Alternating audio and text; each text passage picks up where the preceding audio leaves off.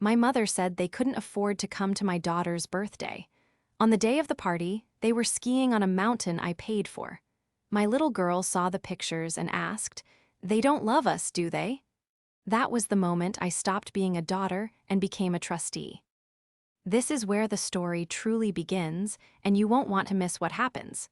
Make sure you're subscribed to see it through to the end. We're always curious.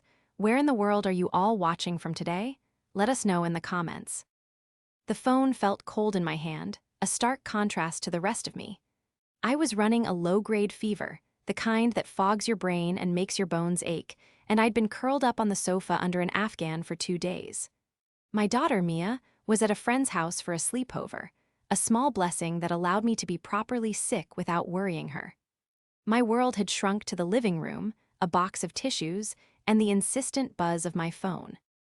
It was my mother, Vanessa. I cleared my throat, wincing at the sandpaper feeling. "Hi, Mom, everything okay?" "Mabel, dear," she began, her voice infused with that familiar, practiced strain of melancholy. "I'm just calling about little Mia's birthday next weekend." My heart did a hopeful little squeeze, despite my illness. "Oh, great, I was just about to send out the Evites. It's just going to be a small thing here at the house. A mad scientist theme, she's so excited." A heavy sigh crackled through the speaker. "Oh, darling, that sounds lovely, but I'm afraid we just can't make it. Megan and Archie either." The small hope deflated, leaving a hollow ache. "Oh," I said, my voice small, Is everything all right?" "It's just money, dear," Vanessa whispered, as if admitting a great shame. "Things are just so terribly tight right now, you know how it is. Archie's brand deal fell through and Megan had some unexpected expenses. We just can't spare the gas money for the drive, let alone a gift." I sat up, the Afghan pooling in my lap. The drive was 45 minutes. "Mom, you know I don't care about a gift, and I'd be happy to send you gas money. Mia just really wants to see you. She wants to show you the baking soda volcano she designed." "No, no," Vanessa said, her voice turning firm, bordering on offended. "We can't accept your charity, Mabel. It's too embarrassing. We'll just have to make it up to her another time, when things are better." She paused. "You're so good at managing your money, you probably don't understand, but it's a matter of pride." The irony of that statement was a bitter pill I'd been swallowing my whole life. As the financial advisor who also happened to be the sole trustee of the family trust, I knew down to the penny what tight meant for them. It meant their discretionary spending for the month had dipped below 5 figures. It meant the money my father had left, the money I was legally bound to manage and protect, was being funneled into my sister Megan's aspiring influencer lifestyle. But I was sick and tired and had long ago given up on trying to fight the tide of their entitlement. "Of course, Mom," I said, the words tasting like ash. "I understand. Mia will be disappointed, but she'll understand too." "Thank you for being so reasonable, dear. You were always the sensible one." Her voice brightened instantly. "Give Mia a big kiss from her Nana. We'll talk soon." The line clicked. I stared at the phone, the silence of the house pressing in on me. The fever, the body aches, the sore throat, they were nothing.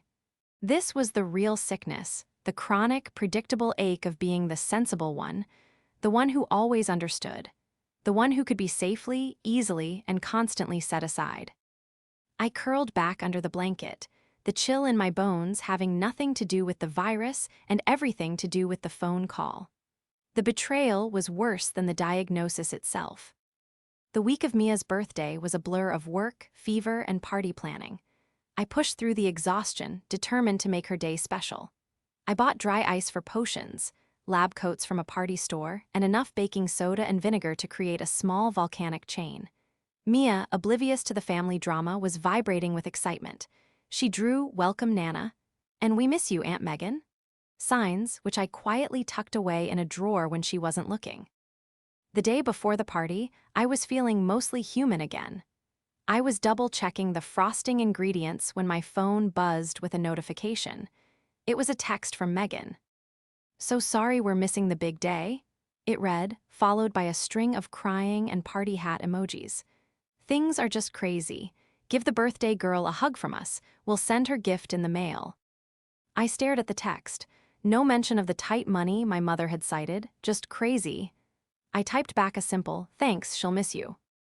Part of me, the part that had B's, trained since childhood, wanted to call her, to ask what was wrong, to offer help, to offer, as I always did, more money.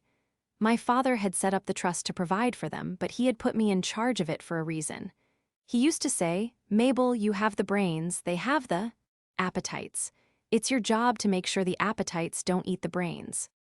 But I was tired, and more than that, I was starting to feel a cold, hard knot of suspicion forming in my stomach. The sensible daughter was also a financial advisor. I had managed portfolios for 2 decades. I knew how to read people, and I knew how to read numbers. And my family's numbers, their constant, desperate need, despite a 6-figure annual stipend from the trust, had stopped adding up a long time ago. I locked my phone and went back to the cupcakes. But an internal thought, one I'd had many times before, surfaced with new clarity. They had forgotten one crucial thing. They had forgotten who signed the checks. The party was a wonderful, chaotic success. 10 8-year-olds in tiny lab coats shrieked with delight as their volcanoes erupted, sending pink foam all over my kitchen floor. They made slime, they ate pizza, and they sang "Happy Birthday" so loudly that my windows rattled. Mia was radiant, the center of her own giggling, sugar-fueled universe. She didn't even mention her grandmother or aunt until the very end, as I was tucking her into bed. "It was the best day ever, Mommy," she murmured, her eyes heavy with sleep. "I'm so glad, sweetie. You deserve it." She was quiet for a moment.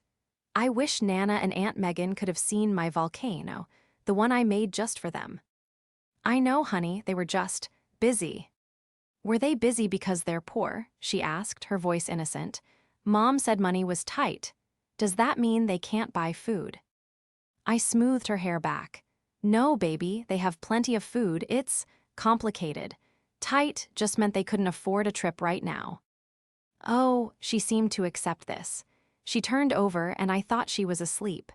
But then, a few minutes later, she whispered into the dark, "I hope they get unpoor soon. I miss them." I kissed her forehead, my throat tightening. "Me too, sweetie, me too." I walked out, leaving the door cracked, and went downstairs to clean up the aftermath of the party. But the cold knot in my stomach hadn't gone away. It was growing. To understand the betrayal, you have to understand my family. I am the before daughter. I was born when my parents were young, struggling, and still building my father's business. I grew up on a budget, doing chores for allowance, and learning to balance a checkbook by the time I was 12. I was the quiet, responsible, studious one. Then, 7 years later, when the business was a success and money was no longer an object, my sister Megan was born. She was the after daughter. She grew up in a world of private lessons, European vacations, and zero consequences. She was loud, charming, and endlessly demanding. My mother, Vanessa, reveled in it. She had finally gotten the doll she'd always wanted, and Megan played the part beautifully. I went to college on a partial scholarship. I insisted, and got a degree in finance. Megan went to 3 different colleges, changed her major 5 times, and finally dropped out to find herself, which translated to a year-long trip through Southeast Asia, funded by my parents. When my father got sick, everything fell on me. I managed his care, I managed the business transition, and I managed the family's emotions. Megan flew in for the last week, cried beautifully at the funeral, and immediately started asking about the will. That was when the real dynamic was cemented. My father, in his final act of foresight, had left his entire estate in a meticulously structured trust, and he made me, his sensible daughter, the sole trustee. The news was received poorly. "A trustee," Vanessa had shrieked in the lawyer's office. "You're making her our babysitter." "It's just a formality, Mom," I had said, trying to soothe her. "It's to protect the assets for all of us." "Protect them from what?" Megan had snapped, her arms crossed. "From us? Does he think we're children?" I, of course, said nothing, but the answer was a resounding yes. My father had set up generous monthly stipends for both Vanessa and Megan. enough to live on very comfortably. But the rest of the trust, the bulk of the capital, the investments, the properties, was under my sole discretionary control. I could release funds for valid needs, such as healthcare, education, or home repairs. But lifestyle expenses, those were up to my judgment.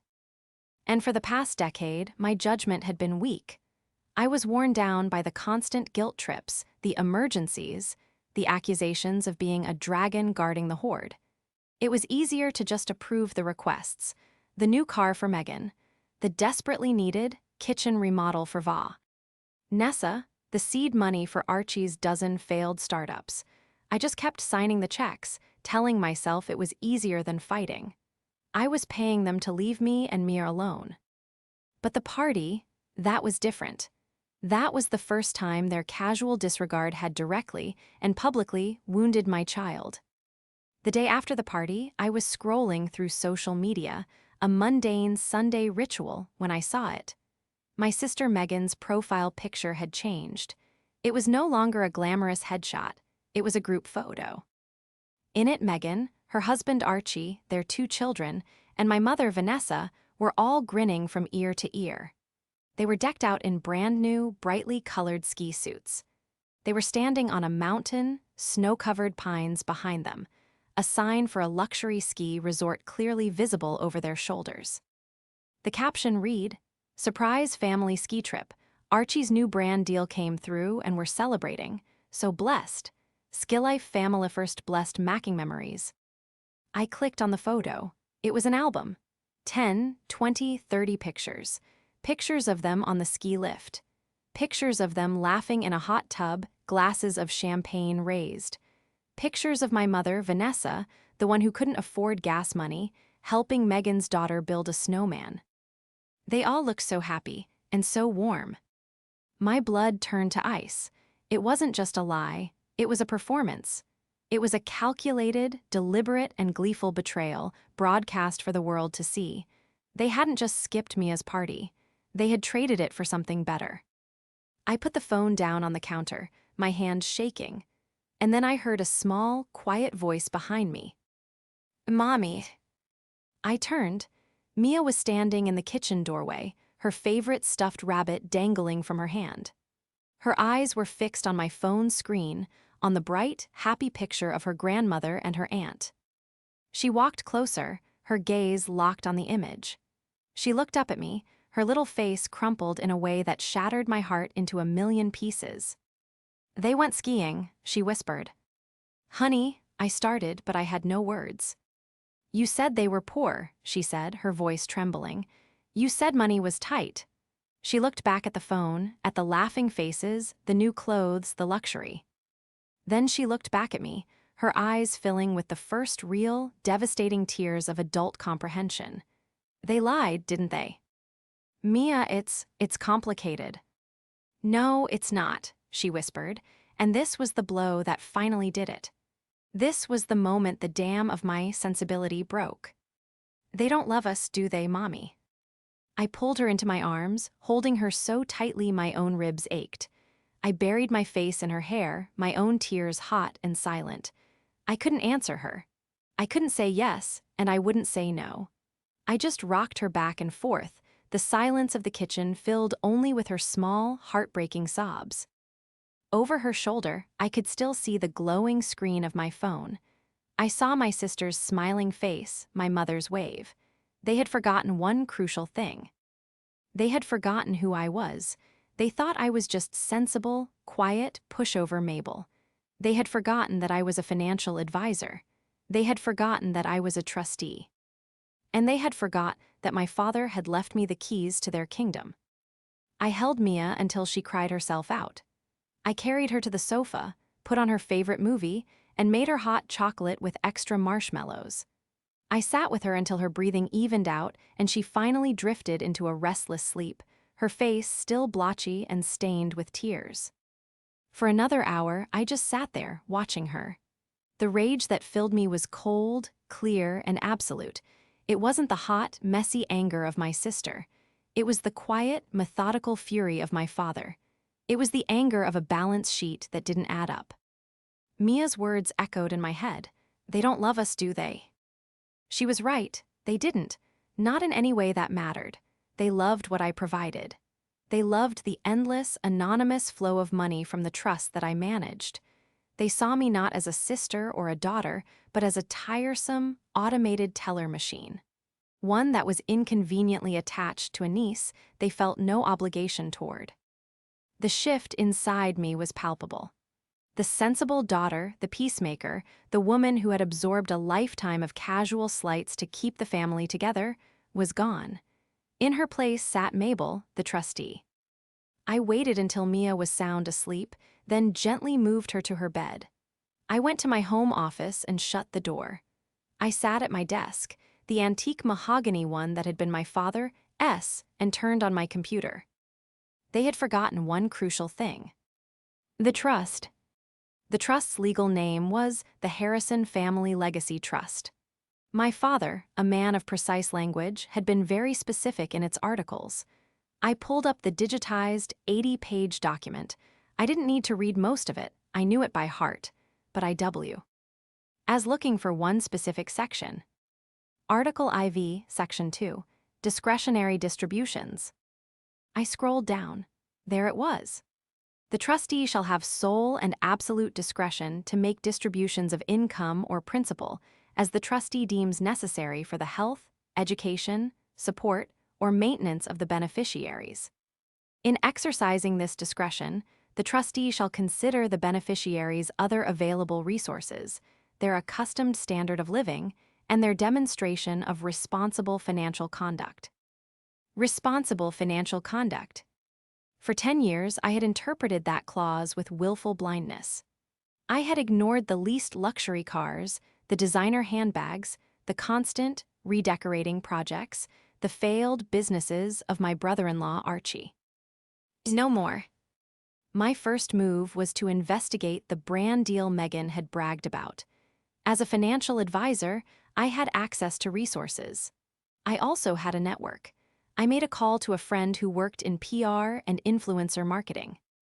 "Hey, Sarah, it's Mabel Harrison," I said, my voice calm and professional. "I have a strange question. Do you know anything about an influencer named Megan Sparkle Life? That's my sister." Sarah laughed. "Oh, everyone knows Megan. She's persistent. Why?" "She just announced a big brand deal, and I'm handling some family finances. Just doing my due diligence.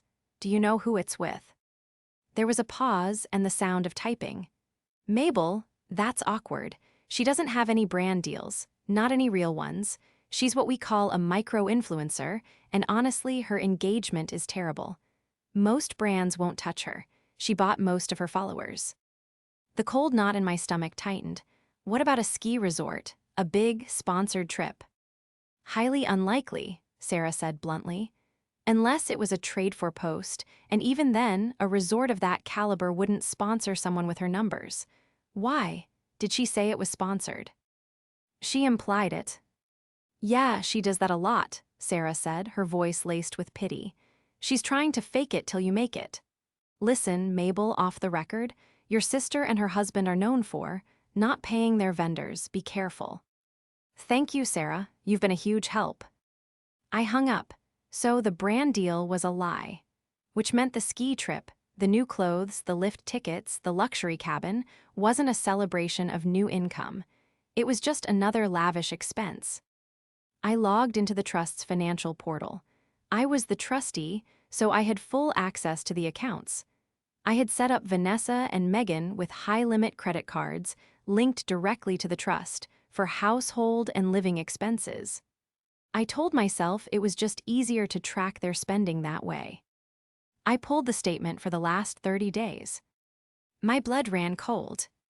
There it was, Sun Valley Ski Emporium, $4,800. The brand new ski suits and gear. Summit Peak Lodge, $10,200. The luxury cabin. Sun Valley lift tickets, family pass, $2,200. The Roundhouse restaurant, $950. A single champagne-fueled dinner on the mountain. And on and on. In the last week alone, they had burned through over $20,000. all while my mother was telling me they couldn't afford the gas to see their granddaughter. But that wasn't the worst of it. I kept scrolling. I went back 3 months. 6, a full year. The tight money was a lie of staggering proportions. I saw monthly payments for 2 luxury car leases. I saw thousands spent at designer boutiques.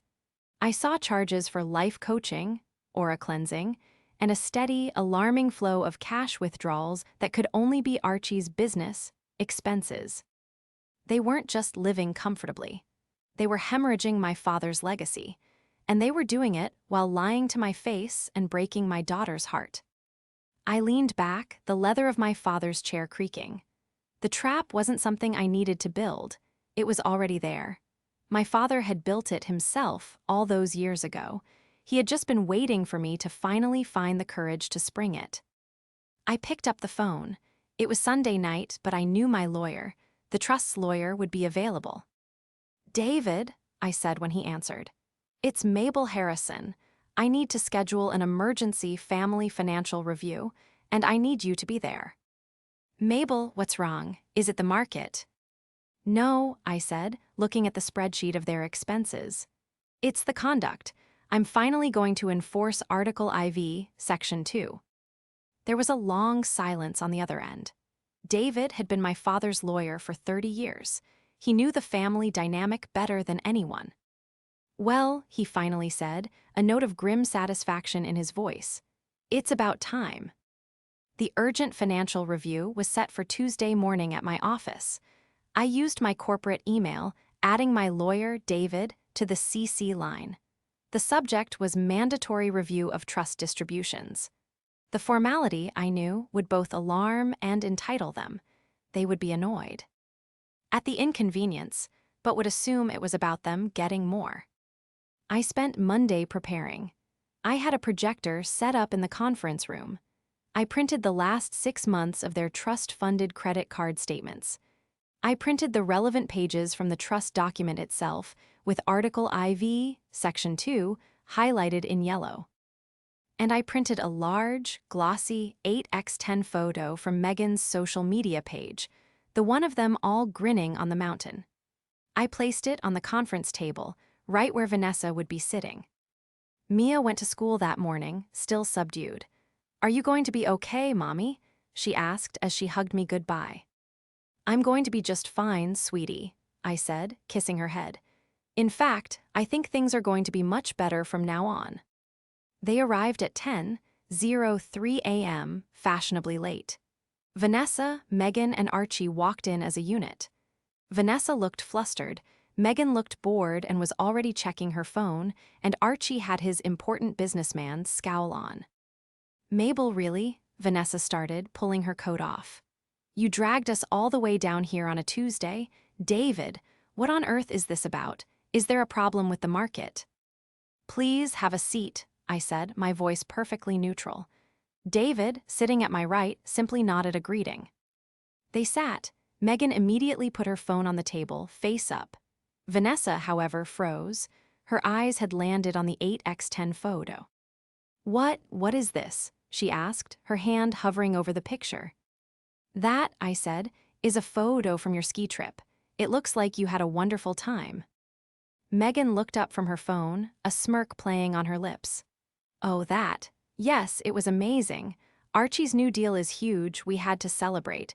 You should have seen the cabin, Mabel. You would have loved it." "I'm sure," I said. "A $10,200 cabin, to be precise, plus $4,800 in new ski gear, and $2,200 in lift tickets, and a $950 dinner. It must have been quite the celebration for Archie's brand deal." The smirk vanished from Megan's face. Archie shifted in his seat. "Now, hold on. Our finances are our business." "Not when you're using the trust's money, Archie," I said, clicking the remote for the projector. The trust's summary statement for the last quarter lit up the wall. Vanessa's face had gone pale. "Mabel, what is the meaning of this? Are you auditing us?" "I'm performing my legal duty as trustee," I said, my voice as cold as the mountain they'd been standing on. "A duty I have neglected for far too long." I clicked to the next slide. It was a screenshot of my mother's text message to me.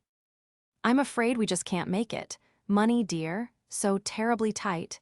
Can't spare the gas money. I let the image hang in the air. Vanessa's eyes darted from the screen to David, who was watching her with no expression at all. That was a misunderstanding, Vanessa stammered. I didn't want you to feel bad that we had this wonderful trip planned and you weren't. That you weren't what, Mom? I asked, my voice dangerously quiet. That I wasn't invited, or that I was homesick while my 8-year-old daughter was making you welcome Nana signs for a party you couldn't be bothered to attend. We were busy, Megan snapped, finding her voice. It was a work trip, that's a business expense. Is it? I turned to my lawyer. David, did you find any evidence of a brand deal for Megan's Sparkle Life? David cleared his throat. We did not. In fact, our inquiries suggest that Ms. Megan's influencing business has no income whatsoever. It also appears she and Mr. Archie have a number of outstanding debts to graphic designers, photographers, and other vendors. Archie shot to his feet. This is an ambush, this is slander, you have no right. I have every right? I stood up, my own voice finally rising. I am the trustee, and you, I pointed at all three of them, are beneficiaries who have been lying. You have been systematically draining this trust, a trust my father put in place to protect his legacy, on a lifestyle you have not earned and do not deserve. And you did it while lying to my face and breaking my daughter's heart. You're just jealous, Megan shrieked, her face turning an ugly shade of red. You've always been jealous. You're a boring accountant in a sad little office, and I'm. You're what, Megan? I cut her off. An influencer with no influence, a businesswoman with no business. You are a 35-year-old woman who has never worked a day in her life, living off a dead man's money. Money that I control. That's when Vanessa's composure finally broke. The panic set in. Mabel, darling, please, she said, her voice reverting to a high-pitched plea. We made a mistake. We should have been there for Mia. We'll make it up to her. We'll buy her anything she wants. With what money, Mom? I asked. I clicked to the final slide. It was Article IV, Section 2. Demonstration of responsive. Le financial conduct. As of this meeting, I announced, I am exercising my full and legal discretion as trustee. The lifestyle stipends for both Vanessa Harrison and Megan Miller are suspended, effective immediately. The silence that followed my announcement was heavier than any I'd ever experienced. It was a vacuum, sucking all the air and entitled bluster out of the room. Megan was the first to break it, with a sound that was half laugh, half gasp. You can't do that, that's our money. Dad left it for us. Dad left it in a trust, Megan, David interjected, his voice calm and authoritative. He put Mabel in charge of that trust to prevent exactly this, financial mismanagement and profligacy.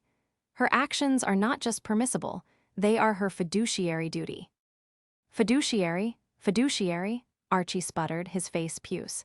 You can't just cut us off, we have bills, we have leases, you'll ruin us. You ruined yourselves, Archie, I said, sitting back down. This isn't a punishment, it's a consequence. You lied about a brand deal to fund a $20,000 vacation, all while claiming poverty to avoid your own family. That is the very definition of irresponsible financial conduct. Vanessa had tears streaming down her face, but they weren't the tears of remorse I had seen 1,000 times. This was the cold, hard terror of a person facing a future she was utterly unprepared for. Mabel, please, she whispered, her hands clasped on the table.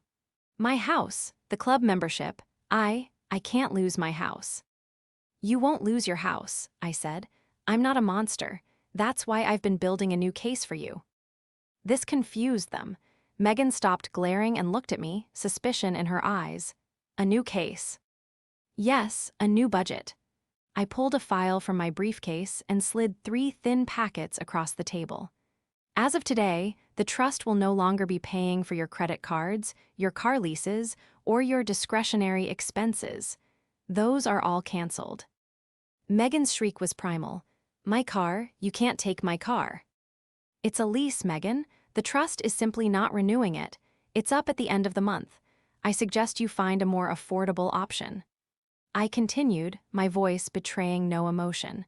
Instead, the trust will provide a bi-weekly stipend for proven necessities, groceries, utilities, health insurance premiums, gasoline. Like an allowance, Vanessa said, the word dripping with venom. Precisely, I said. You will submit your bills and receipts to my office, and the trust will reimburse you for all necessary expenses. There will be no more cash withdrawals, no more designer boutiques, and no more last-minute ski trips. Archie looked like he was going to be sick. This is illegal, we'll sue you, we'll have you removed as trustee. David leaned forward, smiling faintly. On what grounds? That she's enforcing the trust's articles as written, that she's protecting the principal from beneficiaries who have demonstrated a pattern of deceit and fraud. I assure you, Mr. Miller, no judge in this state would see it your way. In fact, they would likely commend Ms. Harrison for her prudence. The fight drained out of them, replaced by a sullen, childish anger. Megan, still struggling to comprehend the new reality, tried one last time. But what about my work? My brand? I need to travel. I need to have a certain lifestyle. It's an investment. Then I suggest you get a job that provides you with the income to make those investments, I said. A real job, perhaps in retail or food service. I hear they're hiring. Megan's face crumpled. This was it, the final, irrefutable proof that her fantasy world had shattered. She was no longer the golden child. She was just unemployed. Vanessa, however, was still trying to find a crack in my armor. She looked at me, her eyes narrowed. You're enjoying this, aren't you? After all these years, you're finally paying us back for what? For being happier than you? For not being a cold, little adding machine like you. I met her gaze. The old guilt, the familiar sting of her words tried to surface, but it found no purchase. It was like trying to light a match in a vacuum. No, Mom, I said, and for the first time, I think I was truly honest with her. I'm not enjoying this. I'm just done. I'm done being the sensible one you can walk all over. I'm done watching you teach my sister that responsibility is for other people, and I am absolutely, unequivocally done letting you hurt my daughter. I stood up, signaling the end of the meeting. David will show you out. My assistant will email you the new forms for expense reimbursement. I expect your first budget proposal by Friday. Mabel, wait, Vanessa cried, reaching for me. I didn't turn around. I walked out of the conference room, into my own office, and shut the door. I stood there for a full minute, my back against the wood, listening to the muffled, furious, and terrified voices on the other side. My heart was pounding, but my hands were perfectly steady. The case was built. The spell was broken. The fallout was immediate and pathetic. For the next 2 weeks, my phone was a near-constant barrage of increasingly desperate texts and voicemails. First came the rage. I was a tyrant, a thief, a bitter childless. They seemed to forget Mia existed, a spinster. Then came the bargaining. Megan sent me a 10-page business plan for Megan's Sparkle Life 2, which was somehow even less coherent than her previous ventures. Vanessa sent me tearful, rambling emails at 3 a.m. about her anxiety and how the stress of poverty was going to literally kill her. Then came the attempts at triangulation. They called my aunts, my uncles, my cousins, anyone in the extended family who would listen, painting me as a cruel, money-hoarding dragon. This backfired spectacularly. My father's side of the family had been watching their behavior for years. My father's brother, my Uncle Ben, called me. Mabel, he said, his voice booming with approval. Your father would be so proud of you. It's about time someone put those peacocks in a pen. The real showdown, however, was always going to be at my mother's annual spring luncheon. It was her one sacred social event, a catered affair at her house for 20 of her closest friends, women with whom she competed in a silent, endless war of perceived wealth. For a decade, the trust had funded this party. The caterers, the florists, the valet parking. A week before the event, Vanessa called me. Her voice was syrupy, a horrifyingly fake attempt at reconciliation. Mabel, darling, I know we've had our disagreements, but the luncheon is next Saturday. I've sent the invoices from the caterer to your office. I assume they'll be paid. No, Mom, I said calmly.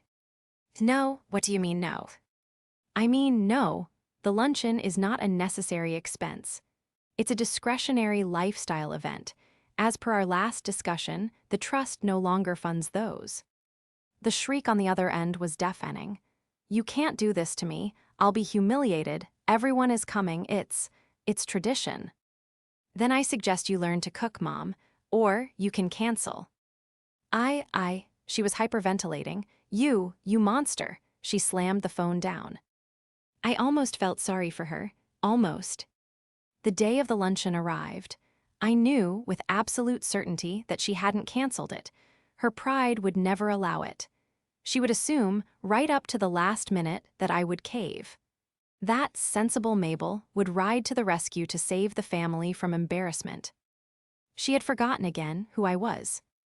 At noon, my phone rang. It was an unknown number. Ms. Harrison, this is Elite Catering. We're outside your mother's home. The check she wrote us.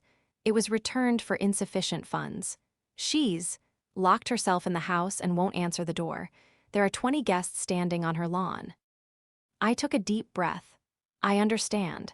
This is a dispute between you and Mrs. Harrison. The trust I manage is not party to her personal debts. But, she said her trustee would handle it.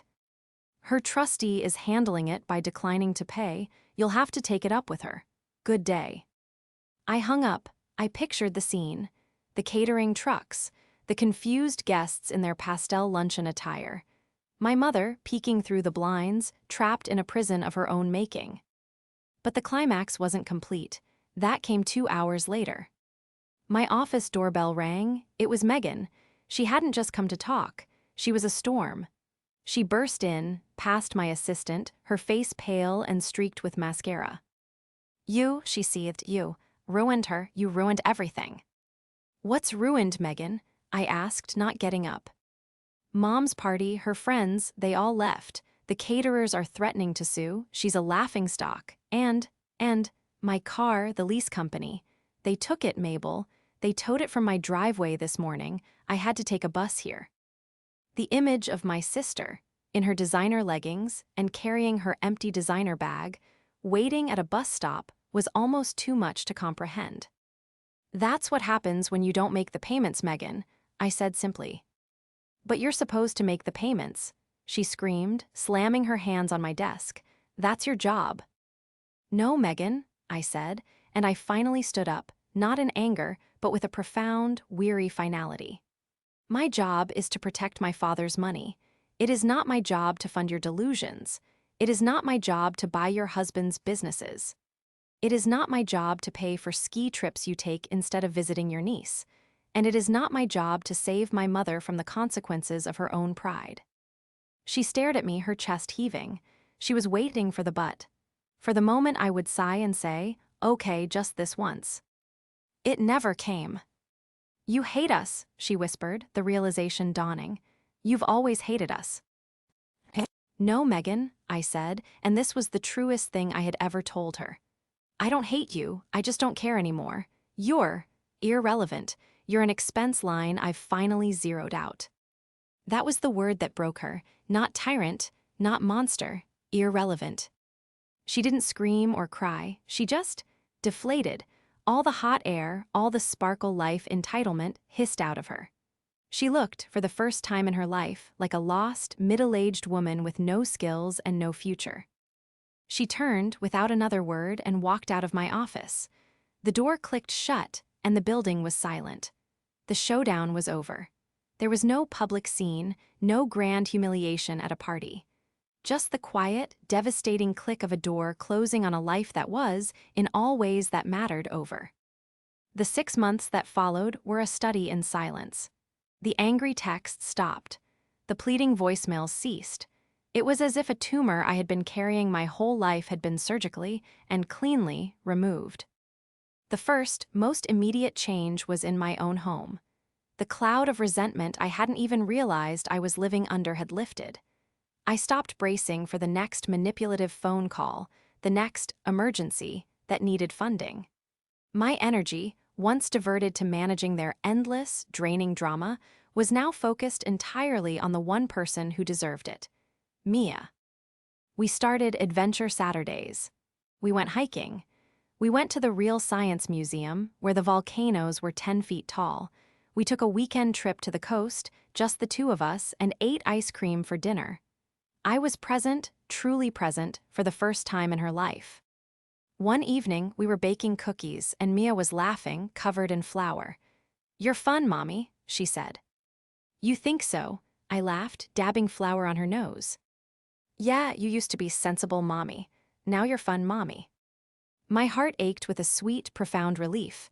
"I like fun Mommy a lot better," I told her. The news from the other side came in whispers. My Uncle Ben kept me loosely informed. Vanessa, it turned out, had not learned to cook, but she had learned to budget. She had sold her oversized house, the one the trust had paid for, but she held the deed to, and moved into a small, modest condo. She had, according to my uncle, taken a part-time job at a local library. Megan and Archie's story was more predictable. Their brand collapsed overnight. They lost their leased house. Archie, faced with the prospect of actual labor, had left. He moved to another state, claiming a new business opportunity, and Megan hadn't heard from him since. The last I heard, Megan had moved with her children into Vanessa's two-bedroom condo. She, too, had found a job, an administrative assistant at a dental office. They were, in effect, finally living the tight life they had lied about for so long. About a year after the confrontation, on the day before Mia's 9th birthday, a package arrived. It was a small, brown paper-wrapped box. There was no return address, but the postmark was from my mother's new zip code. I opened it. Inside was a simple, hand-knitted scarf in Mia's favorite color, blue. Tucked inside was a birthday card.